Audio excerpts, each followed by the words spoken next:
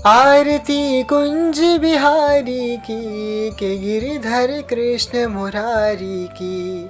दोस्तों आज हम जानेंगे कि गिरिधर पूजा यानी कि गोवर्धन गिरी की पूजा किस दिन करें, कैसे करें और किस प्रकार से भगवान श्री कृष्ण ने गोवर्धन पर्वत उठा करके सबकी रक्षा की थी।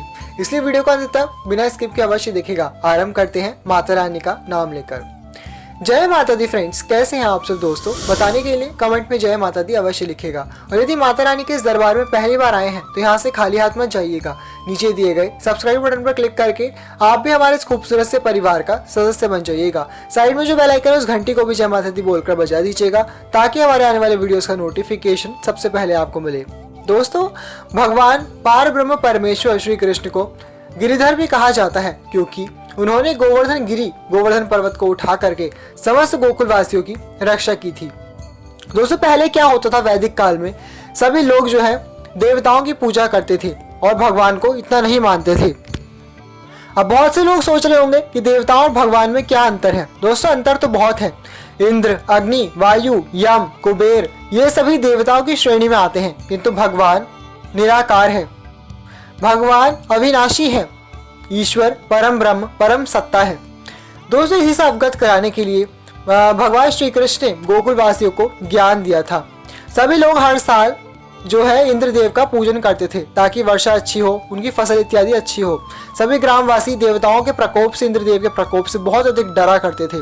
तो भगवान श्री कृष्ण ने गोकुल वासियों से कहा कि ईश्वर की कृपा से ही सब कुछ होता है। वर्षा इत्यादि ये सभी कार्य जो कुछ भी हैं वो सब ईश्वर की कृपा से ही होता है। ये सभी देवी देवता ईश्वर के ही अधीन है और ईश्वर तो प्रकृति के हर कण कण में विद्यमान है। ये गोवर्धन पर्वत जहाँ पर समस्त गोकुल अपना गोबर इकट्ठा करता है, उस पर्वत पर ये गोवर्धन पर्वत ही हमारी आजीविका का एकमात्र केंद्र है। हमारे लिए तो यही परमात्मा है। गोवर्धन गिरी का महत्व बताते भगवान श्री कृष्ण ने सभी गोकुल वासियों से गोवर्धन पर्वत की पूजा करवाई थी, जिसमें कोप में आकर के इंद्र ने इसे अपना अपमान समझा और बहुत ही तेज वृष्टि करके समस्त गोकुल में प्रलय मचा दी थी। दोस्तों इसी प्रकार से कुछ कथा आती है, आपने कथा सुनी होगी। हमने आप बहुत संक्षिप्त में थोड़ी सी ही कथा बताई है। तो फिर इंद्र भगवान के प्रकोप से बचाने के लिए भगवान श्री कृष्ण ने अपनी कनिष्ठ का यानी कि कन की उंगली पर पूरे गोवर्धन पर्वत को उठा लिया था और उसकी छत्र छाया में सभी गोकुलवासी उसके नीचे छुपकर बच गए थे। यह देखकर भगवान श्री कृष्ण की महिमा को इंद्र भगवान जान गए और अपने प्रकोप को शांत कर भगवान से क्षमा मांगने लगे। सभी वातावरण स्वस्थ हो गया और उसके बाद भगवान इंद्र के सहित समस्त गोकुलवासियों ने भगवान श्री कृष्ण का और गोवर्धन पर्वत का पूजन किया। दोस्तों तभी से गोवर्धन की पूजा करने का विधान चलता आ रहा है। विशेष रूप से जिन लोगों के यहाँ गाय भैंस होते हैं, बछड़े होते हैं, उन लोगों के यहाँ जो गाँव के पहले लोग होते थे दूध इत्यादि का कार्य करते हैं, उनके यहाँ गोवर्धन पूजा का विशेष महत्व होता है। इस दिन को अन्नकूट पूजा भी कहा जाता है। दोस्तों इस साल आपको बता दें 2023 में गोवर्धन पूजा 14 नवंबर सोमवार के दिन मनाई जाएगी। गोवर्धन पूजा करने के लिए आपको गाय का गोबर ले आना चाहिए। सुबह को ही जल्दी उठे, नित्य कर्मों से निवृत्त होकर पवित्र हो जाएं, स्वच्छ होकर के हल्के रंग के वस्त्र धारण करें, हो सके तो पीले रंग के वस्त्र धारण करें। किसी प्रकार का तामसिक आचरण आपको आज के दिन नहीं करना चाहिए। पवित्र रहें, सात्विक भोजन करें, हो सके तो व्रत करें। सुबह सुबह व्रत का संकल्प करके आपको दिन में व्रत करना चाहिए। व्रत नहीं भी कर सकते तो भी आपको गोवर्धन की तैयारी पूरे दिन करनी चाहिए। कहीं से भी गोबर लेकर के आए गाय का। अगर आपके घर में गाय भैंस है तो बहुत अच्छी बात है। शहरों में बहुत मुश्किल से मिलती हैं, तो आप देखिए कहीं पर आपको गाय इत्यादि का गोबर मिल जाता है तो गाय का गोबर लेकर आए और उनसे इस प्रकार से आकृतियां बनाएं।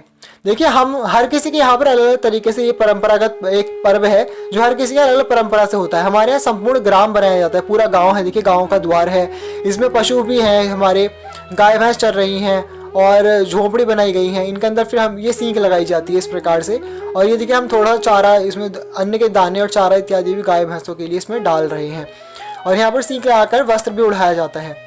कई कई स्थानों पर गोवर्धन का पर्वत बनाया जाता है। आप चाहें तो किसी प्रकार की आकृति बना सकते हैं। भगवान श्री कृष्ण को गोवर्धन पर्वत उठाए हुए इस प्रकार की आकृति बना सकते हैं अगर आप बना सकते हैं तो। हमारे घर परंपरा में इसी प्रकार से पूरा गांव बनाया जाता है गोकुल का, जिसमें कि ये सबकी झोपड़ी इत्यादि है, इसे अच्छे से अलंकृत किया जाता है रुई से और ये सींक जो होती है इनसे। जैसा आपके यहाँ हो वैसा आपको गोवर्धन बना लेना चाहिए। दोस्तों मुख्य उद्देश्य है गोवर्धन की पूजा करना। गोबर जो कि गाय का वर होता है, गौ माता का वरदान है गोबर, और इसी गोबर को धन बताया गया है। सबसे बड़ा धन होता है दोस्तों। वैज्ञानिक दृष्टिकोण से भी देखा जाए तो गोबर और गौमूत्र बहुत ही पवित्र और कई प्रकार के रोगों का नाश करने वाला होता है। गोबर सबसे पवित्र शुद्ध माना जाता है। अपने घर में गोवर्धन की इसलिए पूजा की जाती है। गोवर्धन घर में बरकत लाता है। जहाँ गोबर की पूजा होती है, गौ माता का वास होता है, वहाँ 33 कोटि देवी देवताओं का वास होता है। और जहाँ एक गोवर्धन यानी कि गोबर माता गौ का वरदान निवास करता है, वहां पर सभी देवी देवता अपना अपना निवास करते हैं। घर में बरकत होती है, घर में लक्ष्मी माता का वास होता है। इसलिए गोवर्धन पूजा आपको हर साल अवश्य रूप से करनी चाहिए। गोवर्धन बनाने के बाद अपने पूजा की थाली सजाइए। इसमें एक तेल से भरा हुआ, सरसों के तेल से भरा एक दीपक रखा है। एक आप घी का दिया भी जला लें। एक धूप ले ली है हमने, लोटे में जल ले लिया है। ये कंडा ले लिया है गोबर का उपला, रोली, कुमकुम, हल्दी, गुलाल, अबीर, बिना टूटे चावल, अक्षत। अग्यारी करने के लिए लिया है हमने गोबर का उपला। माचिस ले ली है, थोड़े से पुष्प ले लिए हैं पूजा के लिए, हवन सामग्री ले ली है, गाय का घी ले लिया है, और चांदी के जो सिक्के जो दीपावली पर जिनकी हमने पूजा की थी वो सिक्के ले लिए हैं। थोड़ी सी आप दक्षिणा भी ले लीजिए और कुछ फल ले लीजिए। दोस्तों, गोवर्धन पूजा में विशेष प्रकार का भोग पकवान बनाए जाते हैं। कई स्थानों पर इसे अन्नकूट पूजा के नाम से जाना जाता है, जिसमें अन्नकूट का शाक बना करके पूजन किया जाता है बहुत ही विधि विधान से। किंतु हर जगह की, जैसा हमने बताया, परंपरा अलग है और जैसे आपकी कुल परंपरा हो वैसा आपको पूजन करना चाहिए।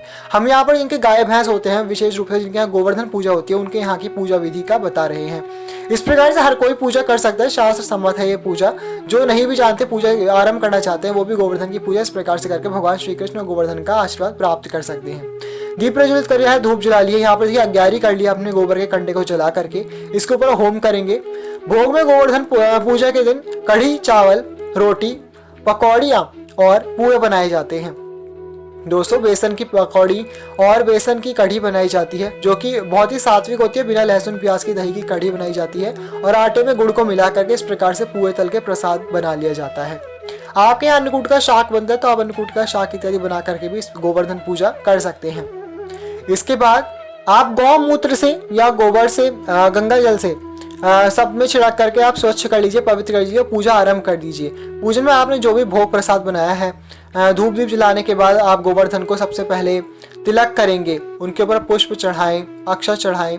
इस प्रकार से भगवान श्री कृष्ण का नाम लेते हुए पूजन करें। जो भी आपके चांदी का सिक्के इत्यादि हैं वो गोवर्धन पर रख दें। हमने द्वार पर ही दीपक जलाया है गोवर्धन के। ये हमारे गोवर्धन का द्वार था, गोवर्धन ग्राम का, और यहीं पर हमने उपला भी जला करके रखा है अग्यारी करने के लिए दीपक के पास। और इसमें कुछ सिक्के, कुछ पैसे भी रखे जाते हैं, जो कि गोवर्धन की कथा पढ़ेंगे आप। कथा करने के बाद, पूजा इत्यादि करने के बाद बल्धिये को दे दिए जाते हैं। पहले ज़माने में क्या होता था ना, जो ग्वाले होते थे उन्हें बल्धिया बोला जाता है गाँव की भाषा में, जो गाय भैंस चराते हैं उन्हें दे दिए जाते थे। आज के ज़माने नहीं होते, तो आपके घर में जो भी बच्चे हों या पुरुष हों, उन्हें वो दक्षिणा आपको अंत में दे देनी चाहिए। और दोस्तों, ये जो गोवर्धन की पूजा का प्रसाद भी है, ये भी पहले बल्दिये खाते थे, किंतु अब आज के ज़माने में नहीं मिलते हैं। तो घर के जो पुरुष होते हैं उन्हें ही गोवर्धन का जो पूजा का प्रसाद है वो ग्रहण करना चाहिए, या फिर किसी ब्राह्मण को दे दे। किंतु प्रसाद स्वरूप इसे घर के जो बड़े बड़े पुरुष हो उन्हें ही विशेष रूप से खाना चाहिए। बच्चों को भी ये प्रसाद नहीं देना चाहिए और स्त्रियों को भी इसका सेवन नहीं करना चाहिए। जो पुए पकौड़े वो खा सकते हैं, लेकिन जो कढ़ी चावल वाला प्रसाद है वो आपके घर के बड़े पुरुषों को ही खाना चाहिए। देखिए, इस प्रकार से आप अपनी अग्यारी पर थोड़ा सा घी डाल करके हम अग्नि प्रज्वलित करके उसमें भोग लगाएंगे।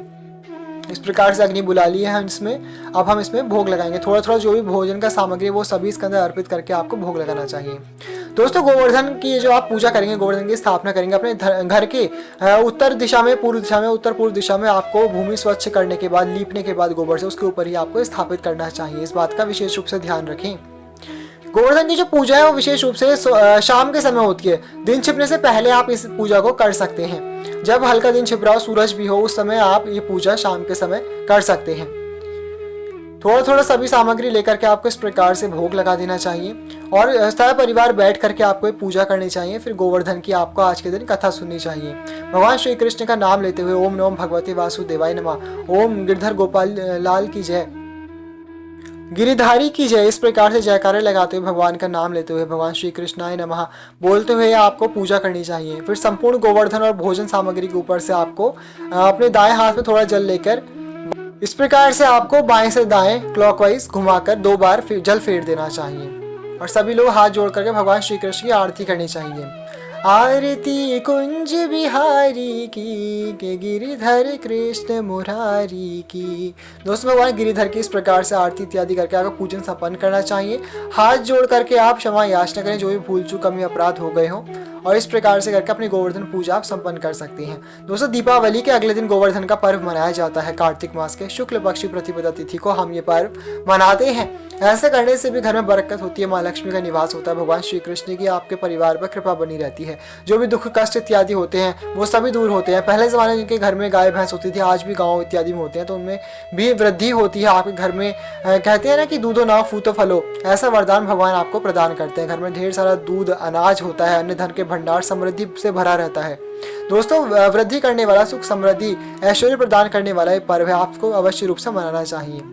अगले दिन आपको गोवर्धन को विसर्जन कर देना चाहिए कहीं पर भी, या फिर अपने पेड़ इत्यादि में डाल दीजिएगा। कुछ समय के बाद वो अपने आप खाद का काम करते हैं। उसके बाद आपको इस प्रकार चौक पूड़ लेनी चाहिए आटे से, और उसके ऊपर एक दीपक भर करके आपको बड़ा सा जला देना चाहिए।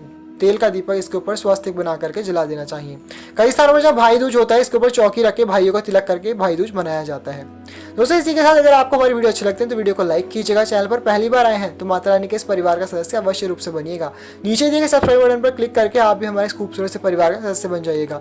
साइड में जो बेल आइकन है उस घंटी को भी जय माता दी बोलकर बजा दीजिएगा। वीडियो संबंधित कोई भी प्रश्न है तो हमसे कमेंट सेक्शन में पूछ लीजिएगा। अब मिलेंगे अगली वीडियो में अद्भुत जानकारी के साथ। Thank you all, love you all, जय माता दी।